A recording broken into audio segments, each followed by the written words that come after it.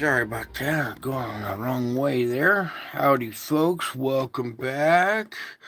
As you can see, we've been getting hit with some gnarly weather there. And let's come on over to our solar report here. Let's see if we can capture this image real quick here. Where'd my pointer go? Oh, here we go. All right. We have a little round dark object right in here. We'll go through this a little bit more frame by frame. There's our thumbnail there. So I'm going to go ahead and start this loop here. As you can see, here we are, January 27th, 2024.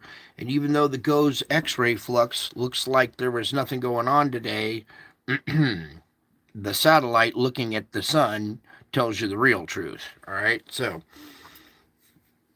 there you can see that little object moving out up there. You got other ones moving through too, down below here. Just all kinds of activity. So, howdy, folks. Welcome back. I told you I'd be back. Thank you for spending some of your time with me tonight. We got a lot to go over here, so let's just dive on into it. You can see that one right there, very defined. We're going to come around, catch the beginning of this loop.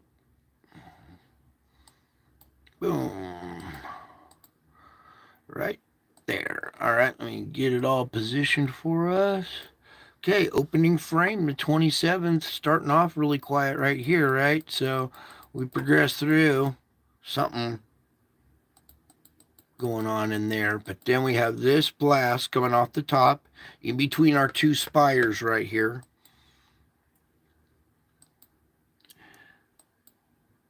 Where's a good shot? Probably right there.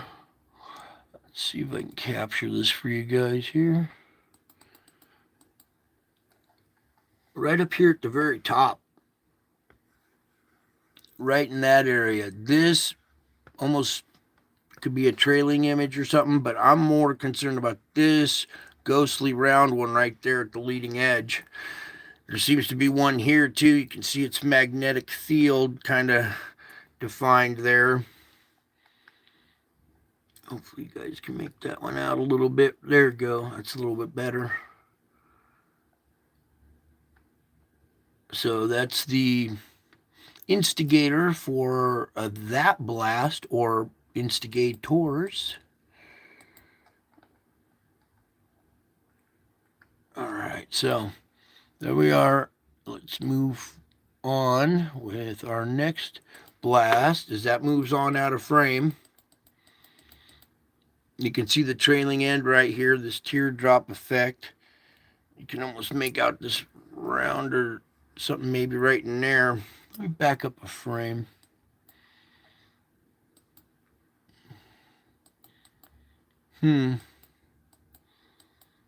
I'll let you guys be the judge. Something else squirting out down here. Then another shot off the top, and then we have another blast coming off the side over here.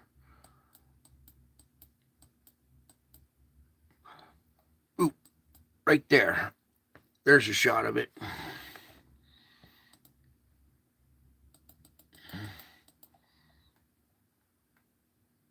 All right. You can see the way the sun's reacting to it, the teardrop effect behind it already. And you know what we're going to do? I'm going to try these arrows. And we'll just kind of keep kind of scooting the screen. Can you see it's still there? It's like right in this area now. I'm trying to do it this way so we don't have to keep zooming in and out with the button.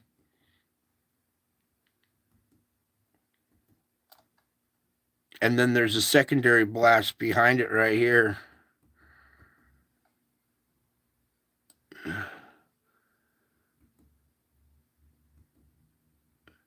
There's our object, right? Another one right there. There we go.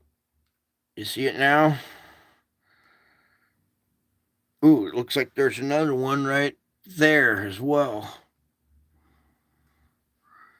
Let's continue forward here. Um,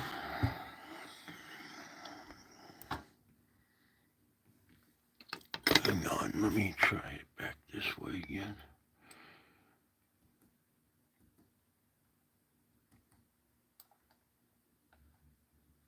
Something that's a ghost image, I think. I think it's more out here now.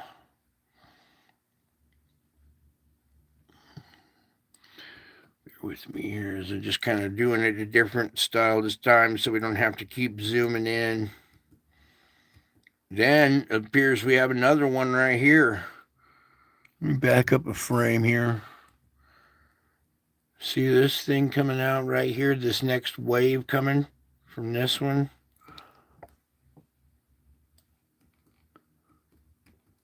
Alright, enough of the jumping around. Looks like it's right around there now. Alright, let me zoom back out here to our normal spot. And then we'll finish up. Come on now. We have this next blast that's coming out over here. Over here on the red side, you can see its shape, the dark little patch. We have, usually if there's a reflection, there's a bunch of them, but, and that was the closing frames right there. Here you can see our object right in there. Let me just zoom in a little tighter for you. Oh boy. All right, you can see it right in there, the center magnetic field going around it. It seems to be maybe it's right here. This is the ghost image. Let me go back one more frame. Yeah, because here's our object right here. Right, my arrow is. Let me get the wavy lines out of there. Then the following frame, it moves forward to right here, and this is the ghost image back there. And those are the closing frames. All right, so all kinds of crazy activity going on the sun. All right, and I want you to witness this first. Whoops. Before we go over to the ghost X-ray flux here. So there's your loop for today. Take a look at all the activity we had going on here. There's even though it's not shooting at us, it's still a pretty active sun. All right, coming over to the solar ham tonight. How's everybody's solar ham doing tonight? Now see the GOES X-ray flux here? Let me zoom in on this for you so you can see precisely what I'm talking about. If you were going by this thing, you would think the sun went to sleep, right? Because it doesn't look very active. There's a couple little mouse farts here, but otherwise it's hugging the seafloor, right? So that's really not the case because we just saw all the activity that came off the sun there. Let me kind of zoom back out now so we can finish our report. You guys are so patient with all the zoomies. All right, here we go. Our M flare potential dropped to 25%. That's good. Our X-ray flare also dropped down to 1% now, so that's good. This region 3559 is now rotating out of the strike zone, which is good. Our KP index over here is starting to behave normal, kind of again. Let's open up our auroras here. And you can see we have decent, just normal kind of activity, kind of light over here. Did you guys see the face that I posted on the bottom of Antarctica today? Wow, it looked like a lion. We'll go and cover that tonight too. Unbelievable stuff, you guys. Right here, this is that sunspot, that 3559, finally getting out of the way, and now we got a blank disk for a little while, which is a welcome sight. Don't think they're showing much on the trackers because I don't think they've got much. Oh, they do have at least one blast heading away right there. That's a breathe a sigh of relief. Okay, so there's that for right now. We'll wait, see what this thing. Actually, you know what? We better open this up just in case. So you see that one on this endless spiral heading away. Let's wait while this other one opens up real quick. Let me load the movie. Oh, you guys are awesome. So thankful for my little audience here. All right, here we go. Shows this just wave. It's just kind of an inbound little solar wind from a coronal hole or something, probably. Yeah. So this isn't an impact from a CME. Good. Good. Now let's back out of this real quick. Did they update this? There's the no. This is old. Okay. Coming on over to spaceweather.com real quick. What was the article I was here for? As it loads up. Here we go. Okay, yes, the forecast calls for quiet, hyperactive sunspot AR3561, which peppered the Earth with dozens of solar flares last week, is now exhausted. The active region has almost completely stopped flaring, and as a result, this weekend is expected to be quiet. Yay! Same little aurora ribbon. You can come read this, how this guy captured this. I think that was all I wanted there. All right, you guys, here we come over to the Schumann resonance. All right. Boom. Look at this, you guys. Move some audio here so we can start scooching.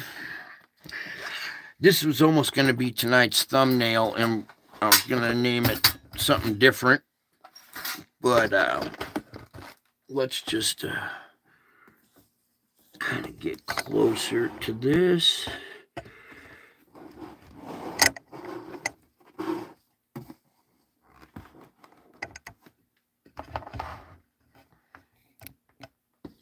I want to get right where we can get best without wavy lines. We were right there, pretty good, I guess. All right, looks good to me. So, you can see that this is our event where our magnetic field was very weak, we'll say. All right, we had a brownout situation for quite a while, also leading up to this as well. Now all of a sudden we've come back to life. We're scraping again. So now the Schumann resonance, the 7.83 hertz, is very intense. See, white note denotes the intensity. All through all these frequencies is intense, all right? And it's screeching and pulsating, getting intense and then weak and then intense and then weak and intense. Big, long, intense blast, drop off really quick. Then another weird drop off really quick. Back to screeching really hard. Now another drop off. One last little pulse. Now look at this dark line right there. That was just a little while ago, okay? This is the core and the shell screeching on each other. Thankfully, it's back to doing this. I'd rather see this than this. Everybody thinks this is all normal and quiet. Way too quiet right there. Not healthy quiet right there. At least this, we're putting out a magnetic field, all right? Here, you saw the screeching and stuff that was going along. It stopped. We had one last little screech. It stopped again, and now it's struggling to start up again. Very, very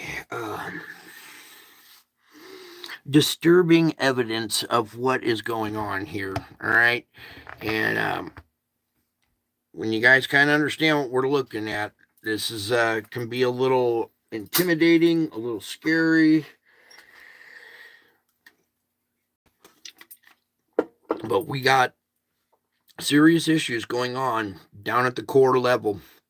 Okay, these brownouts, and then the dynamo starts to spin, but it's grinding really hard. and then almost looks like it came to a stop for a second here, or maybe came to a stop right there for a second, screeched a little bit, stopped. Now it's trying to come back to life. So the more energy we take in, the more that core shell boundary locks down, okay? Whichever way it is, squeezing down or expanding out or both, which it is, it's both. Finally, we get back to screeching. It starts, that dynamo starts to spin again, but it's grinding. It's spinning very hard, stuttering and screeching really hard, coming to a really slow, almost to a stop. Screeches a little bit more, comes to a really, slow stop right there. Okay, so if your moods are going up and down and frazzled and this way and that way, and then you got body aches and pain and all sorts of side effects that go along with this, lethargy, being lethargic. Some of this energizes other people. I was in a lot of pain right here. All of a sudden, when this happens, my pain kind of goes away a little bit. It feels not as bad, but I can tell. Some people can feel it, some people can't. But when you start looking at the way society behaves during these little brownouts and these screeching events, you'll see it starts to correlate with a lot of human behavior, because we resonate at 7.83. We need a nice bright green line right there. And coming out the backside of this, let me refresh this one more time.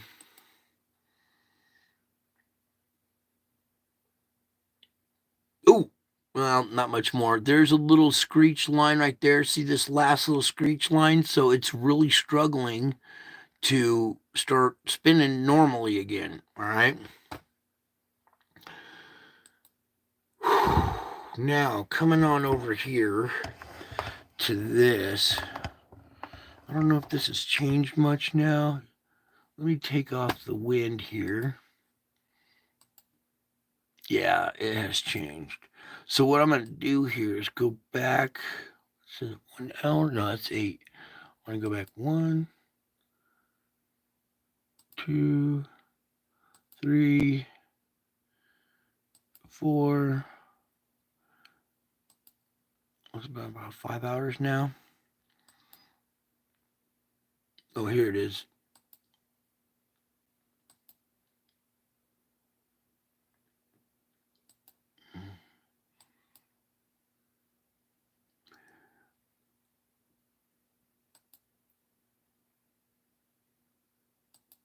Anyways, I posted on my community this crazy face that was caught here, looking like a lion. And if we take away the wind, maybe you can see it a little bit. Well, for some reason, it's not capturing the images that I captured earlier, but they're posted in the community chat. Anyways, let's get back to business. Enough playing with faces here, because there was other stuff going on here. Back to the wind. Let's pull it down. Look how intense the southern hemisphere is getting right now. It's almost getting its own vortex started up or something. Because when you look down from here, it almost seems like something's affecting or influencing the southern hemisphere.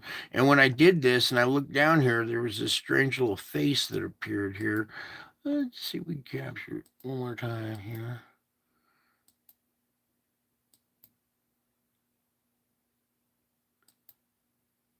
And take off the wind here. Because it had a nose and a mouth and everything. It still does as we go backward through time with this, but oh well.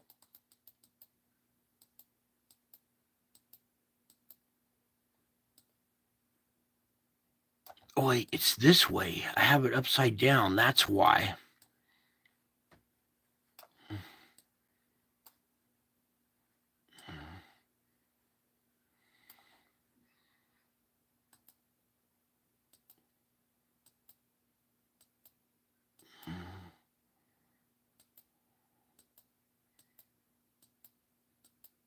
Okay, so dissipated here. Let's go back right about. It looked like Squidward or something. Doesn't that look like Squidward? With us, with the island being his head, and there's his long nose. Let me go back here.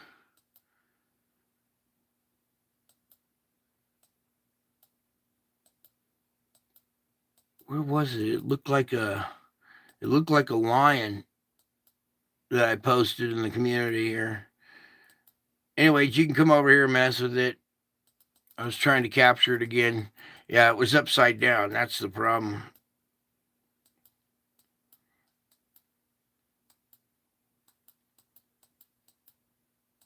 Pretty crazy though.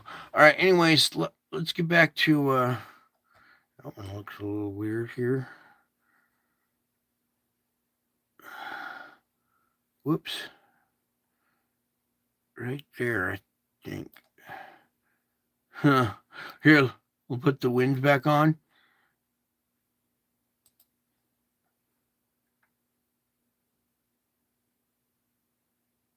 Pretty trippy.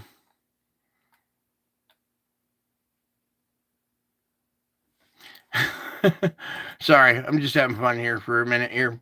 All right, we got to get back to business. So, coming over here, we got our polar vortex just super loaded, super compact. I mean, it is really shrunk in size.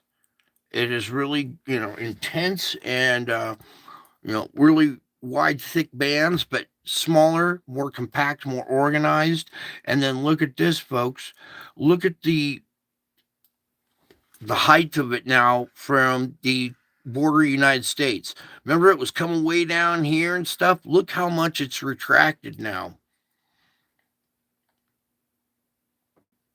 So that's some good news right there. All right, now let's drop down a layer. Right, there's your polar vortex. Let's come down a layer.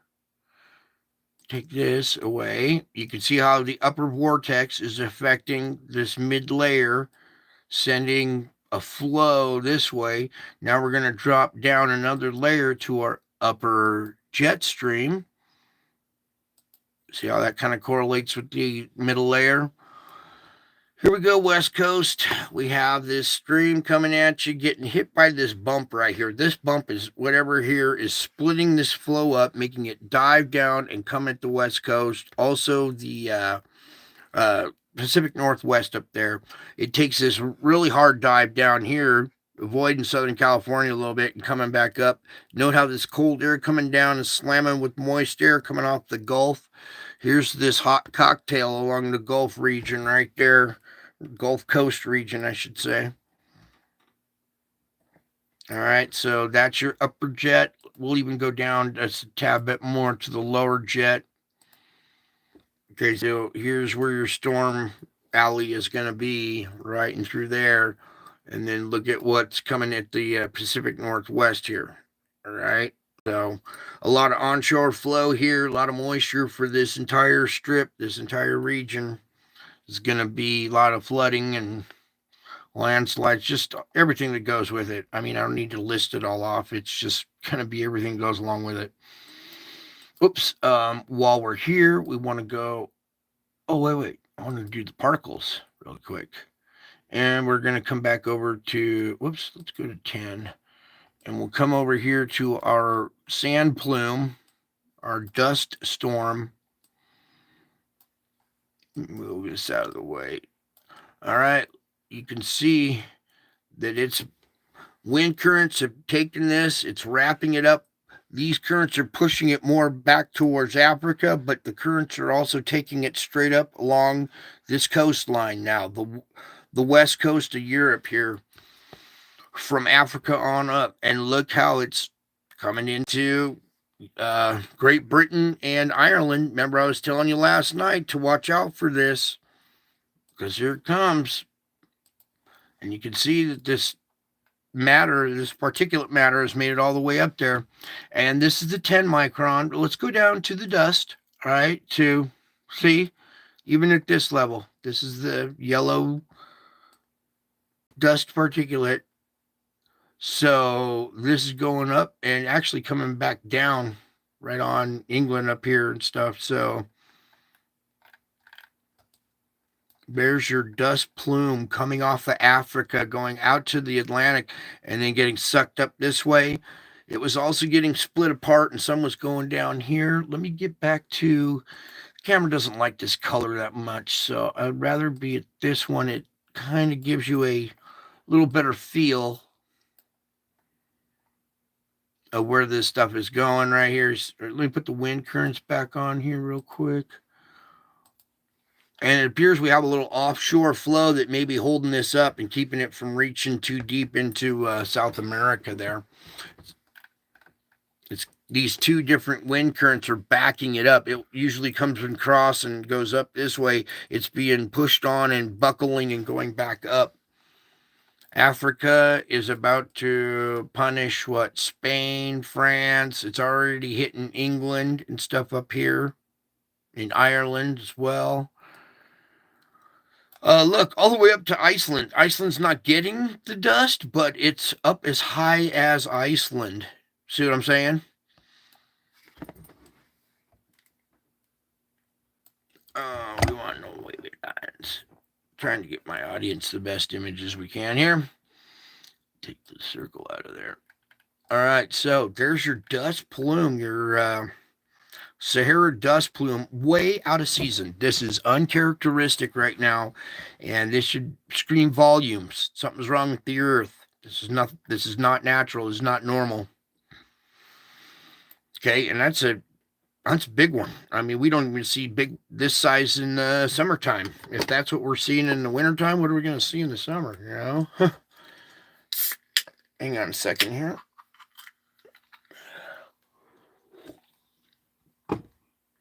All right, moving forward here, let's get back to the chemicals and talk about some SO2 tonight. Actually, talk about pressure. We can all tell that the planet's bleeding out certain regions. Here we are, nation divided, everything on this side going out, everything on this side going. All right, so we got our little individual pockets around there. I'll let you kind of look at your region of the country for a second so you'll know what to expect. This seems to have darkened in this region here for the U.S., okay, compared to yesterday. I don't know. You guys can also be the judge of that as well. Let's come on over to China. It's looking a little darker, don't you think? Especially up in this region. Get the right. Okay, because I don't want any kind of deception here. I'm trying to get the right tint so you guys aren't. I'm not trying to cheat you out of the darkness or the lightness there. You know what I'm saying? I'm trying to be honest here. Okay, here we go. Purple Island of Java, still nice and purple. Okay, even kind of darkening up at this end a little bit more as well. So here at this peninsula, we got the Krakatoa volcano. Watch for it going off. Pressure looks like it has increased a little bit. I would still say it's at a 6. Because look, there's a 6 right there. See? Oops. Let me rotate it like that for you. And then spin it around. There's your 6 right there. So I'm just messing around. So your pressure is still there, okay? And maybe it decreased, but maybe it just, as soon as we get more absorption, it goes right back. So we're pushing some pressure right now as we speak. Let's get into our earthquake report here. And we've had a new one there, but let's start at our central point right here around Fiji. Seems to be no deep quake there. Let's go see what's over here real quick.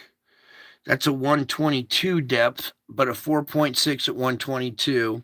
So that's not our deep quake. Over here on this ridge, a 5.4 down at 20. So that's not our deep quake either. These are semi-surface quakes. That one's closer than this one. This one's down at 122, I said, right? Yeah, that's a little bit deeper. So we have 5 surface energy around there. Coming over here, 5.1 at the surface.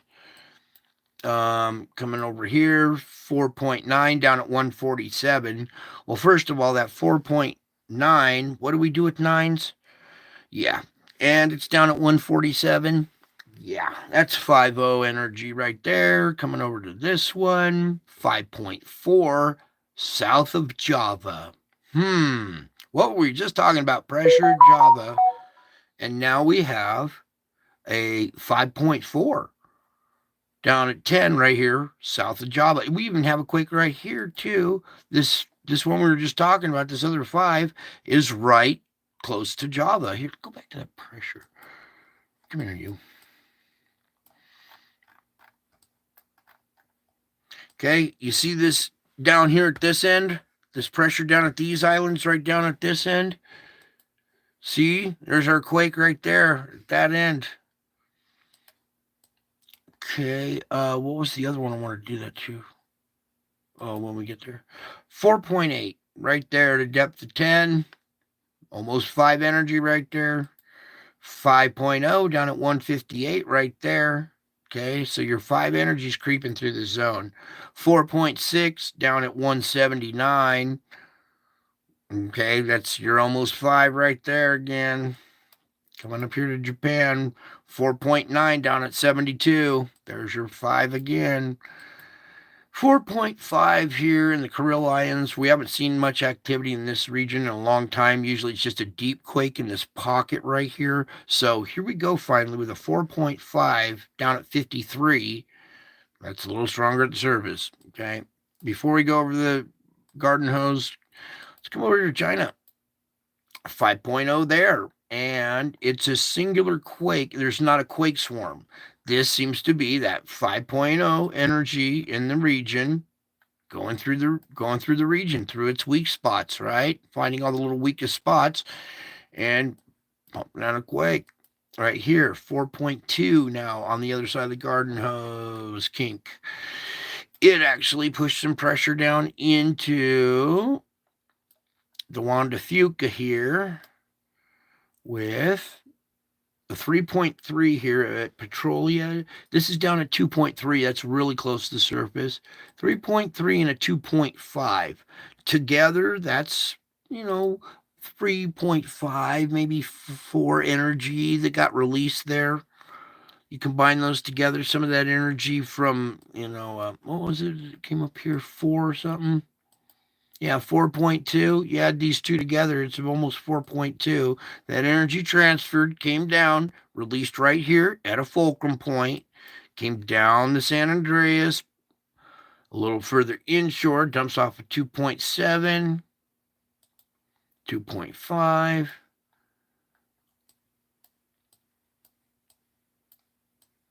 Now here's where we had our bigger quake yesterday.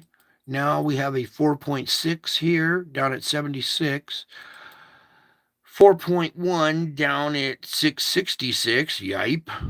And I think our quake was like right around here somewhere. Yeah, it was right next door, right here. So other energy in that region being released right on shore or offshore right here. That's good. We'll take that. All right, let's move on here to 4.3 down at 20. A 4.2 at the fulcrum point down at 116, and our new quake, a 4.3 down at 84.3. But here we go.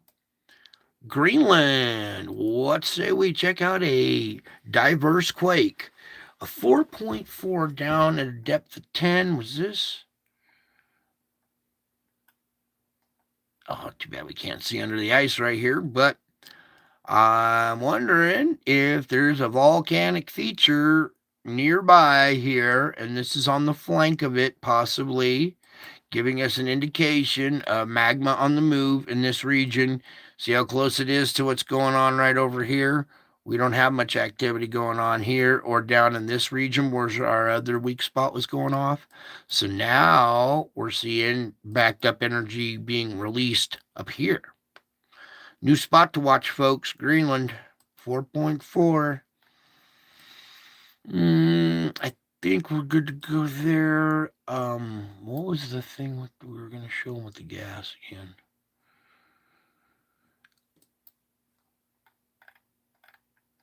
It was a spot. What spot was it?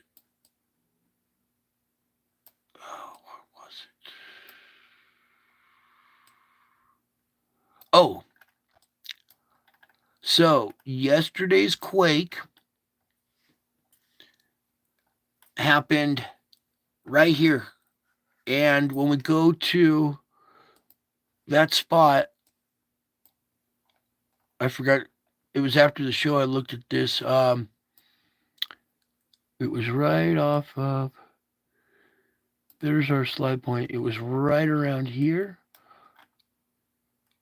There's two volcanoes. Where did they go here? It was right here, I guess.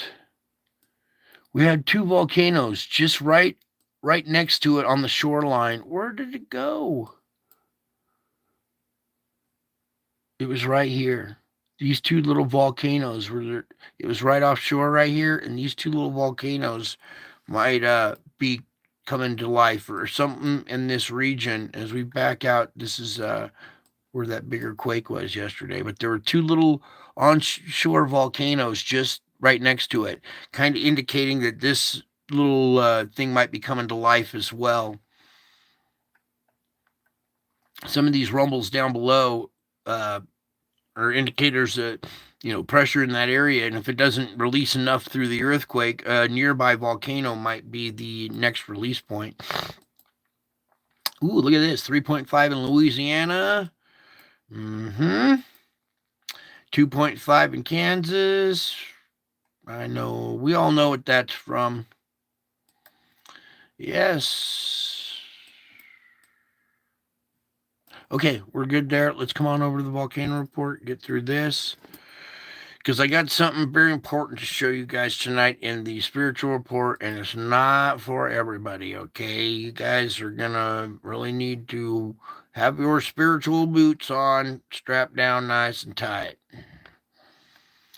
But for the moment, as we get into our volcano report already for the 28th, Santo Guido, Fuego, Popo, Ibu, Reventador, Sangay, Luatobi, Nevada del Ruiz. Remember we were talking about Nevada del Ruiz? There it is, back on the list.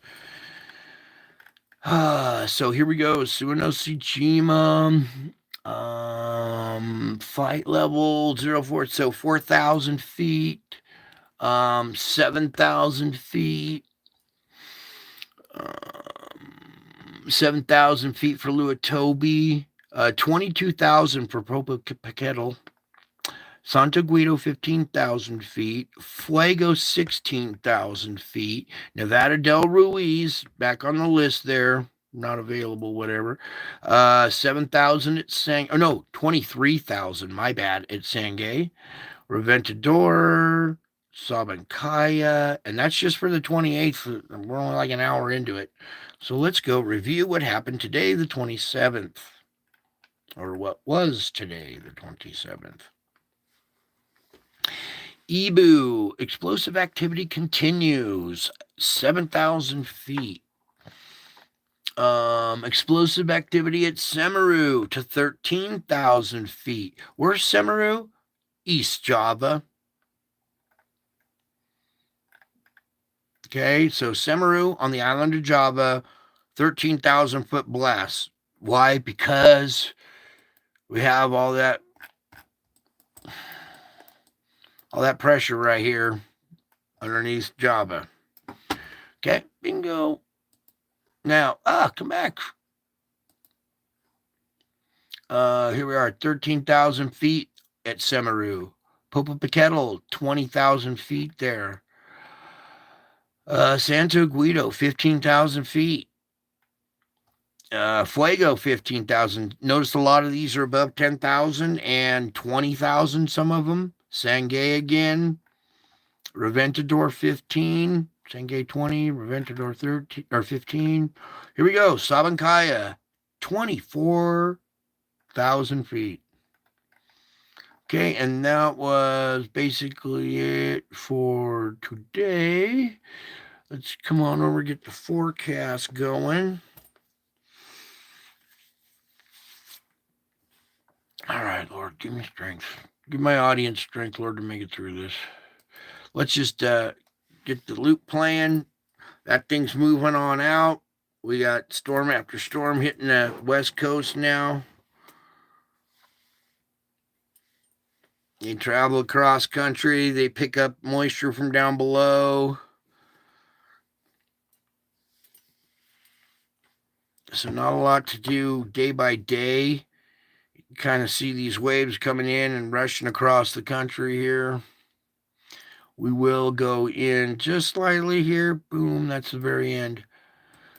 Your opening frame here, current conditions, the nighttime of January 27th. We have this low wrapping up. It's got a 1004 millibar, not super strong, but still healthy storm. Got some wind, got some severe weather back in there, a little bit of snow in there too. As we go into the morning hours, the coldest part of the day, we got snow wrap around on the backside, snow there, and you see this quick little hot pocket right there of severe weather. But it's offshore by noontime, just leaving the trailing snow behind here in New York, even into convection hours, even to the nighttime hours of the 28th. Meanwhile, British Columbia getting slammed up here. All right, so let me clear this out. Now we're done with that. Back up a little bit here for BC and Washington area.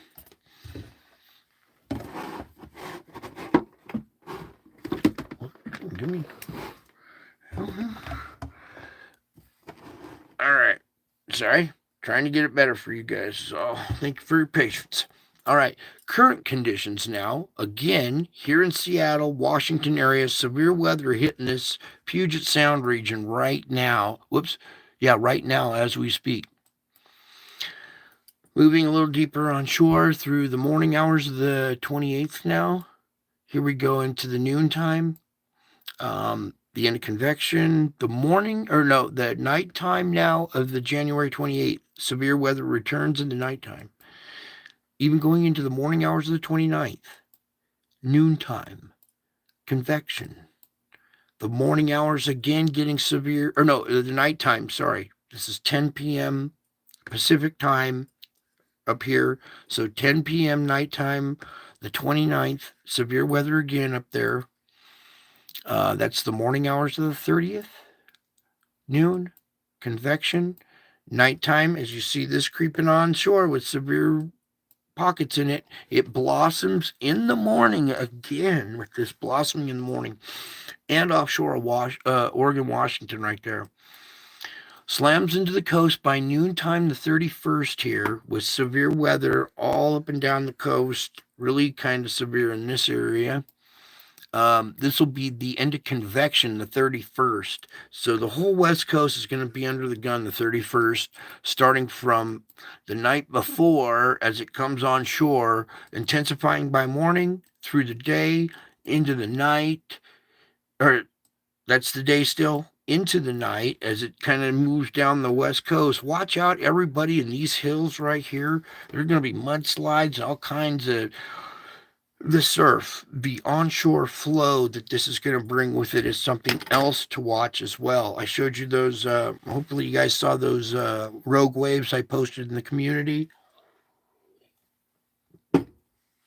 Crazy stuff. This could have that potential. Rogue waves. Don't you see why? Bam, as it slams the coast. That's now the morning of the here. Right there with that strip. This is the nighttime of the 31st. It's going to catch a lot of these people off guard here. The night of the 31st, people are going to be asleep while this thing goes down the coast in the morning with severe weather, the February 1st, all the way down to like San Diego by the noontime. There's the end of convection, snow in the mountains, all through Nevada and stuff as well. This is the nighttime of the 1st, morning of the 2nd, noontime, convection, nighttime, morning of the 3rd, noon. Do you see how that low dipped way down there? See this low here? Watch as it kind of moves up this way. It starts to wrap up. That's a 999 pressure right there. And by by noontime on the 3rd, we have severe weather coming back into New Mexico with snow right next to it. Deep snow, severe weather right here with, there might be the chance of thunder snow right there. Okay. You see these little speckles back into Texas. Don't let that catch you off guard, as well as onshore flow coming there, because in the next frame by convection, it's brewing up here. We still got this back there. It's just weird. It's so deep south. That's a 995 low way down here in Mexico. Pumping moisture up here, creating severe weather. The end of convection, February 3rd. Even in Florida. Look at this stripe going across Florida. So then it skirts the coast and dragging stuff along the coastline here through the nighttime of the 3rd. There's the morning of the 4th. Noontime. Look at Florida here. From the morning coming onshore. Here we're going to have severe weather coming onshore onto Florida the morning of the 4th. Bam. Through the noontime. There's the end of convection. Let me pull that up for you. Whoa. Right there. And can we get that other button that was down here? Oh, well. Then it moves on out. That's the nighttime of the 4th. There's another strip going by there the morning of the 5th. Clearing offshore by noon. Going into the convection hours, nighttime, morning of the 6th. There's the morning of the 7th. Morning of the 8th right there with this low wrapping up. See snow and moisture coming together. That's the noontime of the 8th with our question mark, comma type structure going quasi-linear right there. That's the end of convection, February 8th right there. We go through the morning of the 9th, noon, convection. And that's about it right there. All right. This blossoming up towards the end of the week right there. This will be around the convection of February 11th, going into the nighttime of February 11th. Morning convection in Texas the 12th. Going up into Oklahoma by noontime the 12th there. Sorry, my finger was in the way. That's morning, noon, 12. Convection the 12th. And that was the last frame. So that's way out in the future. Let me let that loop run right there for you guys so you can kind of pick out, see what's going on there. Everybody brace for the spiritual report tonight. Okay, so, oh my Lord, I gotta get this one out of there. We'll take that one out. Let's take that. Yes. Let's just do the whole solar report out of there. Okay, so a little something different tonight. Let me bring you over here to this lady. This is Truth, Love, Light. She's been doing this for a long time. She does biblical astronomy. This is not cosmology. This is not your horoscope stuff. This is God's calendar in the stars. All right. God works on a different calendar, not the man-made Gregorian calendar. His calendar is the stars and the moon and the sun. This lady is very good at deciphering what's going on. She uses all biblical verses to back up her findings. She was the one who helped find the Revelation 12 sign. She's an expert at using stellarium, all right, and decoding the Bible using the star alignments used in the Bible, described in the Bible through stories, and she has found something amazing, okay? So we're just going to get this set up here. Help me, Lord, find a spot where we left it, or where it's supposed to start off here. And this involves our upcoming eclipse. All right, you folks. So this is what's very important. Let me just kind of find here where the information starts getting. Yeah, I think it's right about there. So before I play this, oopsie, dang it, come back here. Oh, now we're gonna get the ad and all that great stuff. Dang it. But come on over here and give her a like I'm gonna do right there. Support her channel, her work. You'll find out she's doing biblical astronomy. Okay, this is not astrology. Now let me get this going here for you guys. It just gets wilder when you combine it with these eclipse stories.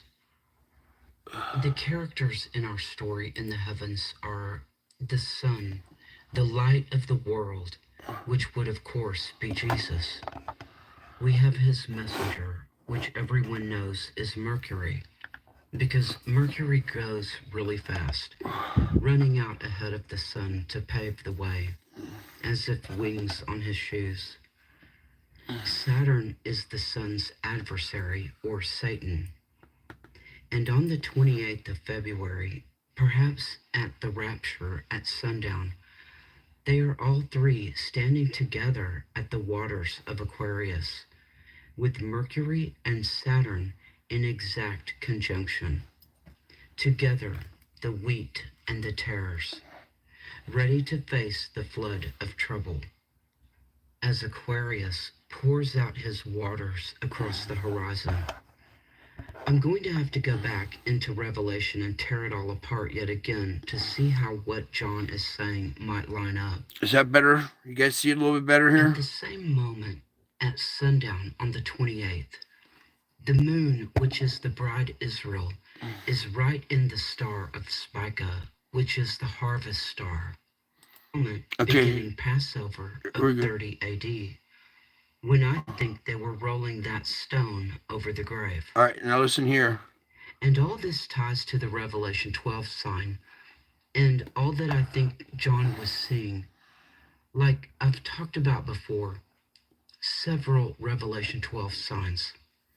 But the Revelation 12 sign of 2017 also plays a huge role in this story and the exact day counts of what's happening. So get this one.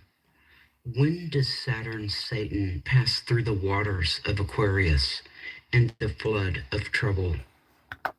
Basically, on the day of the Great American Eclipse, with Mars, the god of war. Here is a screenshot of the day of the big April 8th eclipse. This is sundown over Jerusalem, and you can see that Saturn, Satan, and Mars, the god of war, just passing through the waters of Aquarius together. It is the end of the flood of troubles or tribulation for them. I am seeing the Great American Eclipse as the end of the war, when the Jubilee of Jubilees begins at sundown on Nisan 1 of 2024. Listen carefully, because all of this is a load of information. The very last place that the eclipse exits the U.S. on April 8th is a place called Mars Hill, perhaps the hill that the god of war will die on.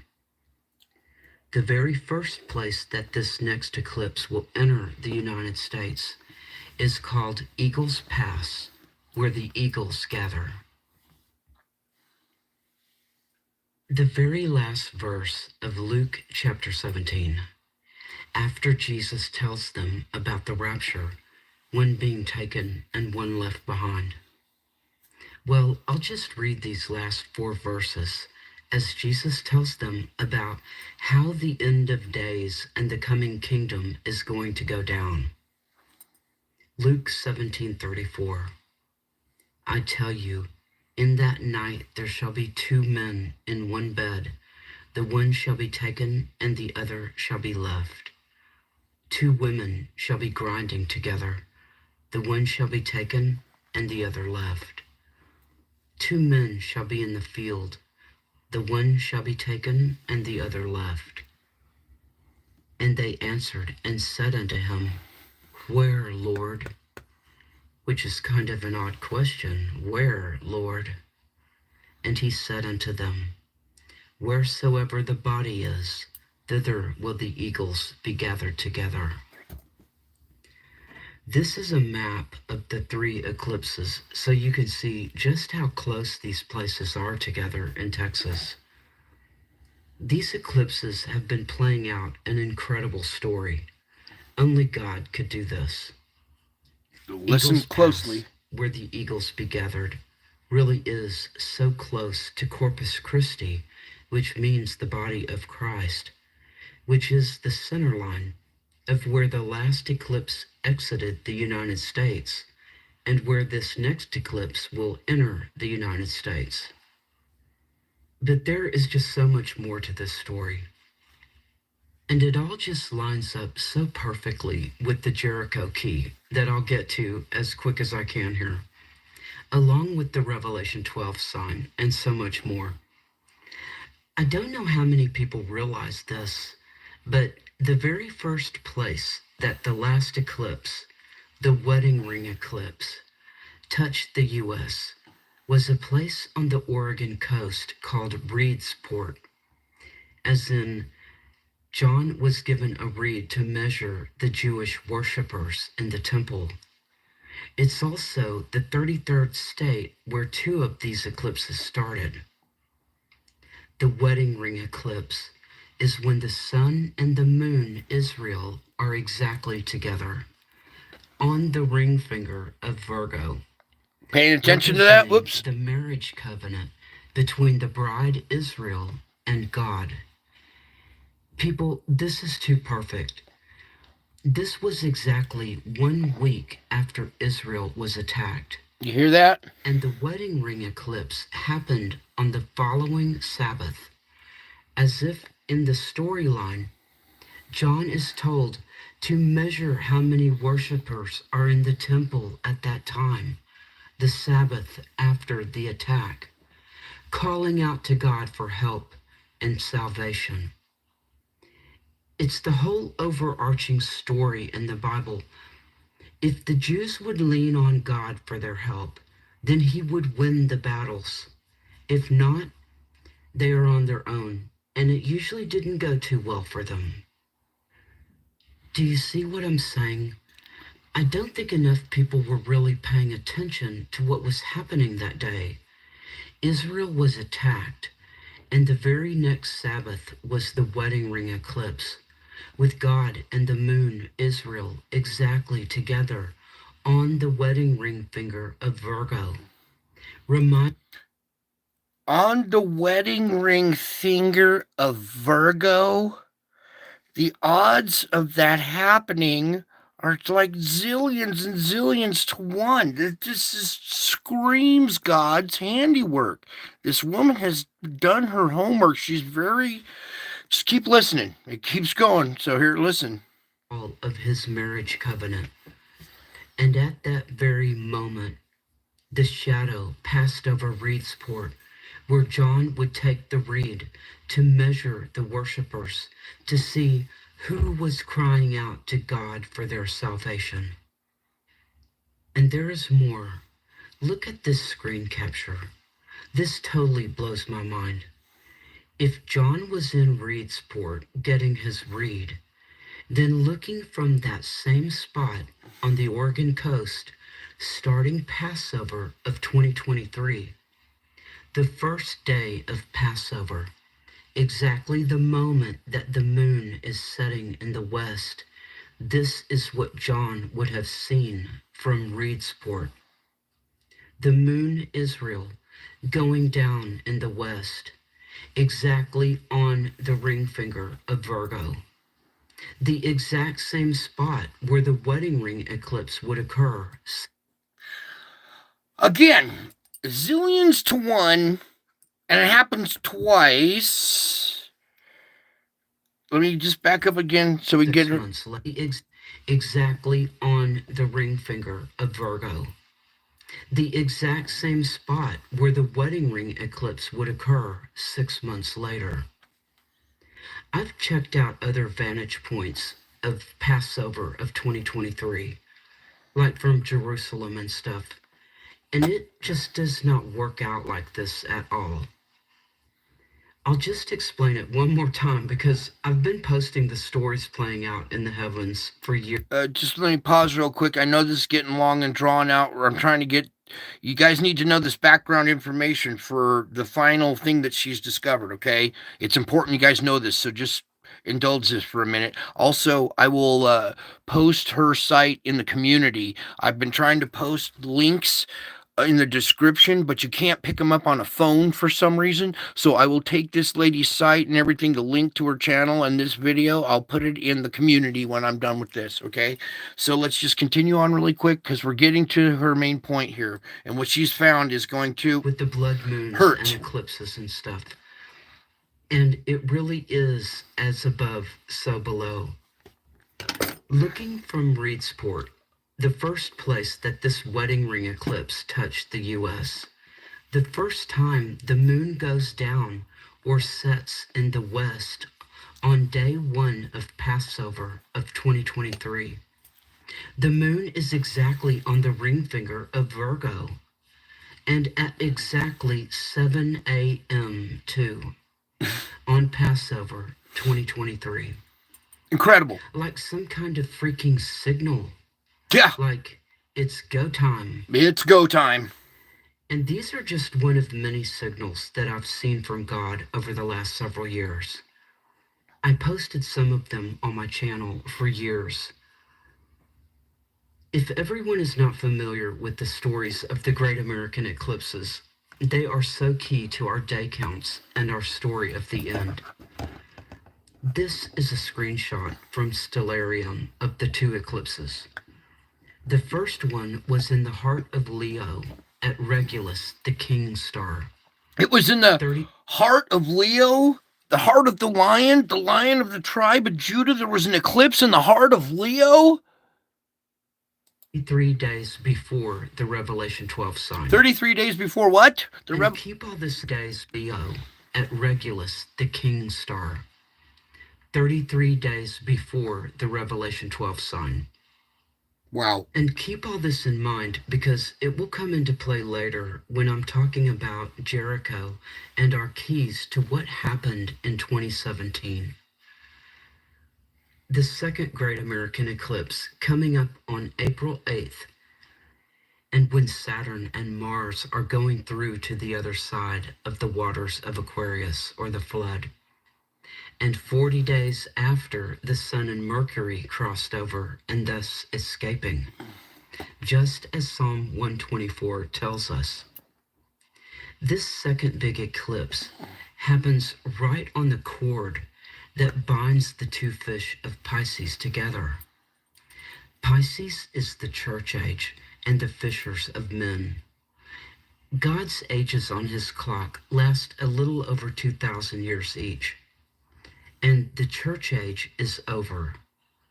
There are some specific signs that mark these changing of the ages, or 1 hour on God's clock, and I've shown them on my channel over the years. It has a lot to do with which stars are ascending exactly due east. I call these markers fish. And we step into a whole new age. The hour is eyes that bind, or perhaps the umbilical cords of the 2 fish. And God very well may be signaling by this total solar eclipse that cuts the ties that bind, or perhaps the umbilical cords of the 2 fish. And we step into a whole new age. The hour is over. And we step into the age of Aquarius. The hour of the church age and the fishers of men is over on God's clock. It's sort of like there were several signs going on in the heavens around the birth of Jesus, and why the Babylonian astronomers or wise men showed up looking for him. I showed on my channel some of the markers of the 6 months. Okay. I'm going to kind of cut her off there. You guys going to need to come over here, kind of study that a little bit more if you want to see or understand more. Here is the chart. And boy, does this line up. All right. She's done her homework. I'm trying to get the lines out of it and get this most important part up here because all of these are lining up. The 77 months, 7 days. Look how all of these line up accordingly. Boom, boom. February 28th, sundown. Leap day, or the date right before leap day. 40 days. And then Nissan 1 lands on April 8th. Nissan 1 lands on April 8th, the same day as the eclipse. Did you hear when she was saying here, when the Eagles gather here, we got this thing going on in Texas right now. April 8th, Nissan 1, the new beginning is 70 days away. I did this on it's a little bit over 70 days, okay? It's like 70.1 or whatever. By the time most of my audience sees this, you will have 70 days until the new beginning. And possibly sundown February 28th. This is amazing stuff, you guys. This is amazing stuff. This lady works so hard, and she uses all Bible stuff. I mean, it's not like she's making this shit up. This is what God declared in the Bible, and she's a genius. She's a freaking genius. You guys paying attention here? You got to come over here. I'm going to put her link to her channel in there, and she's the one who helped enlighten me about the Revelation 12 sign years ago. All right? She has done her homework, and the interesting result is here we are, January 19th, 2024. Guess what happened on that day, you guys?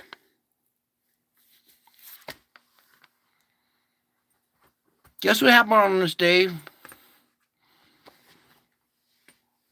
That was the day that Jesus showed up in the clouds walking around saying Jesus is here in the flesh, right here, right now.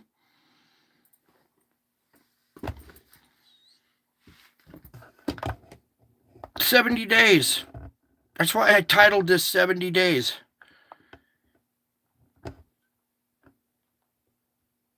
Okay? You guys got 70-day warning. Or maybe sooner. You guys are going to come over here to this channel, I bet now, and you're going to watch this whole video. All right? It's boring and dull for most people, but if you know what's going on here and you're paying attention, you're going to find this shit fascinating. Let me just go back to this real quick and let her repeat this one more time, and then we'll close out.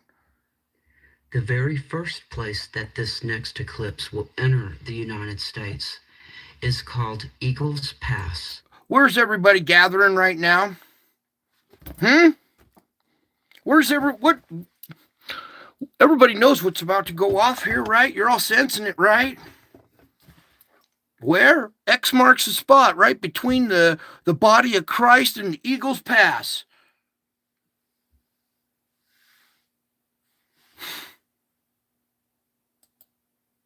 The eagles gather. The very last verse of Luke chapter 17, after Jesus tells them about the rapture, one being taken and one left behind. Well, I'll just read these last 4 verses as Jesus tells them about how the end of days is, so you can see just how close these places are together in Texas. These eclipses have been playing out an incredible story. Only God could do this. Eagles Pass, where the eagles be gathered, really is so close to Corpus Christi, which means the body of Christ, which is the center line of where the last eclipse exited the United States and where this next eclipse will enter the United States. But there is just so much more to this story. And it all just lines up so perfectly with the Jericho key that I'll get to as quick as I can here, along with the Revelation 12 sign and so much more. Yeah, I wanted to talk about this last one. I don't know how many people realize this, but the very first place that the last eclipse, the wedding ring eclipse, touched the U.S. God of War will die on. There it is right there. Jubilees begins at sundown on Nisan 1 of 2024. Listen carefully because all of this is a load of information. Right here, this is where I wanted to go. The very last place that the eclipse exits the U.S. on April 8th is a place called Mars Hill.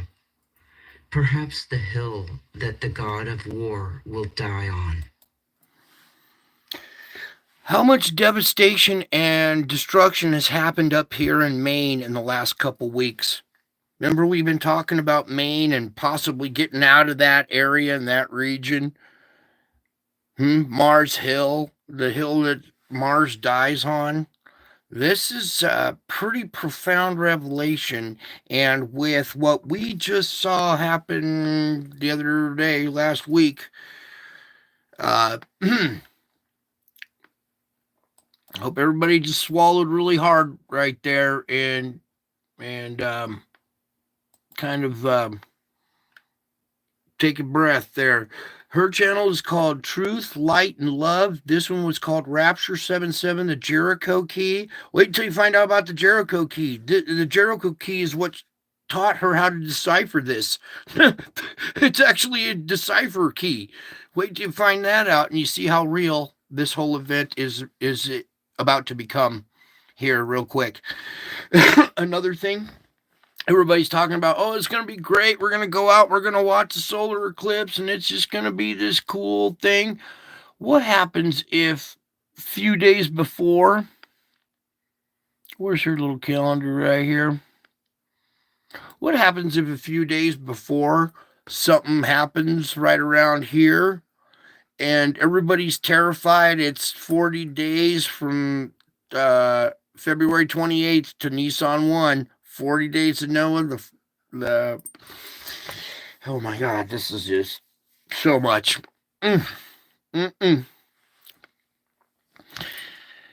By this time, when they hit April 8th, it's gonna be pure chaos. The sun's gonna the moon's gonna darken the sun. Everybody's gonna be running around going nuts by then. There'll be pure chaos. They'll forget about this. There'll be so much chaos, they'll forget that there was an eclipse that day. It'll catch them off guard when the sun passes or the moon passes over the sun and darkens everything. Everybody's gonna go, what? Oh, shit, that eclipse. And then what it's gonna reveal? That comet in the background with horns on it. What do you think the people are gonna do when they look up and they see that coming after such devastation and stuff? You guys might want to go research this, pray on it, okay? You guys really need to pray on it. Don't just take my word.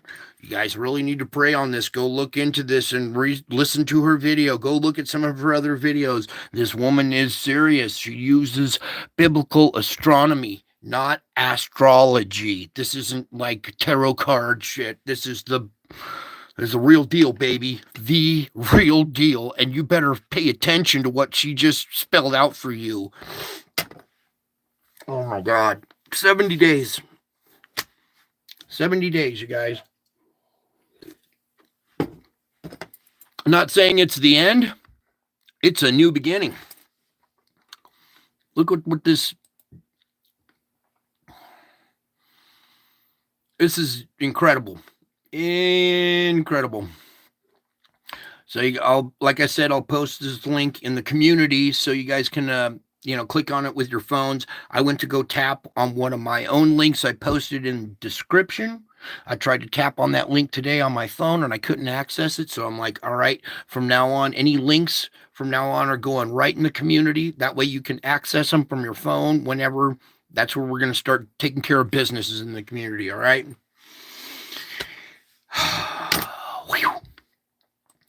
Everybody feeling okay out there? I heard some yeses. Whoa. All right, Carrie, I'm trying to get back to my channel here. Please, Lord, can we just... Thank you. Bear with me for a second here. All right. Here, first, let's come over here to community real quick. Here's that weird little lion's face. Can you see it? 2 eyes, nose, the mouth. It's got whiskers. You can see the mane. That was the image I was trying to get to on the satellite there. And I usually don't go down here to check Australia or Antarctica. I was looking at the band of activity going around it, and when I flipped it upside down, I caught this face. It also looks dragonish too. It could be a dragon. It could also be a lion. At that one point, it had the long nose and looked like Squidward. Huh. Amazing how that happened, huh? And now it looks like Squidward now when you say it. What a trip. What a trip. You just say it and it turns into it. Let's try and get the tint just a little bit better for you guys. All right. Anyways, pretty odd, huh? Also, what I wanted to come to. Oh, yeah. We're here at the community page because I'm going to start posting stuff up here. Do you guys get the alerts when I post on the community page? Look at that one. Here's the Schumann link. Okay.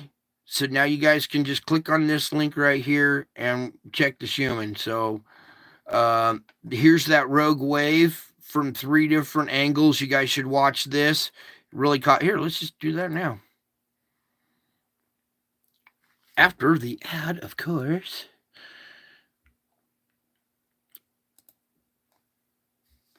Here. Let's give you the full effect. Ready? Door closed. Door closed. Whoa! What's that? Whoa! What? Where's Viv? Where's Viv? Where? Good? Good? Oh my God. Jake, are you okay? Looking over here. Come again. Come again. Get out of here. One more time. Door closed. Door closed. Whoa! What's that? Whoa! What? Where's Viv? Where's Viv? Where? Good? Good?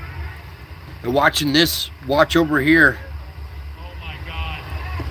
Jake, are you okay? Come again. Come again. Get out of here. All right, so lots of crazy stuff going on. Guys on the coast, it's time to don't turn your back on the sea. You should never turn your back on the sea. Anyways, over here at the community page, you're going to be posting more stuff. Some people were asking about Schumann link right there. Also, this lady's latest video with Nissan One on it. We're going to put, it'll be the next one going up right here once I'm done with this live stream, okay? And then you guys can click on that and watch that. It's on your time or whatever. All right, so there's those other 2 gentlemen I referred to last night. It's up to you whether you like their style or not, but sometimes some soothing voices in the background, you know, it's refreshing to see men that are gentlemen still out there in society, you know. Those guys bring a little soothing along with them. Anyways, so let me get pull this up real quick. All right, so you saw the lion face at the bottom of the ocean, or at the bottom of the world right there. Here, and I going that way. And there's another lion face right there, all right? Heart of the lion. Lion of the tribe of Judah. Yeah, maybe we'll leave that image up for a moment now. We'll read to that one instead. Okay, Lord, what have you picked out for us tonight?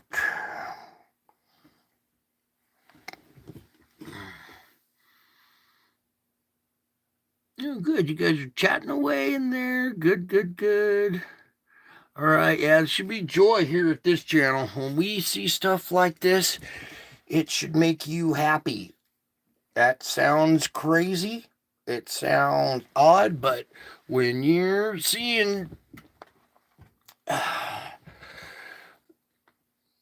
these things happen, even though it's affecting people, you're to rejoice because it's a sign of his coming. All right? Shoot, coming. He's already here. All right, I'm trying to get my light here the best I can so I don't mess up the image.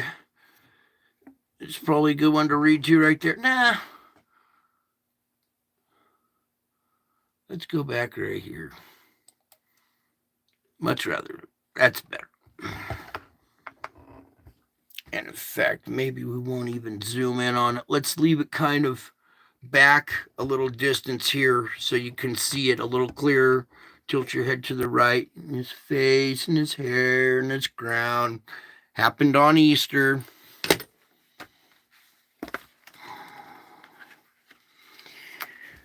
Oh, wow. We got a lot, huh? All right, so he's still throwing paperwork at me. I got stuff here. Hang on. All right. Help me, Lord. Be on guard against the pit of self-pity. When you are weary or unwell, this demonic trap is the greatest danger you face. Don't even go near the edge of the pit. Its edges crumble easily, and before you know it, you're on the way down. It is ever so much harder to get out of the pit than it is to keep a safe distance from it. That is why I tell you to be on guard. There are several ways to protect yourself from self-pity. When you are occupied with praising and thanking me, it is impossible to feel sorry for yourself. Also, the closer you live to me, the more distance there is between you and the pit. So live in the light of my presence by fixing your eyes on me. Then you will be able to run with endurance the race that is set before you without stumbling or falling. Be still in the light of my presence while I communicate love to you. There is no force in the universe as powerful as my love. You are constantly aware of limitations, your own and others, but there is no limit to my love. It fills all of space, time, and eternity. Now you see through a glass, darkly, but someday you will see me face to face. Then you will be able to experience fully how wide and long and high and deep is my love for you.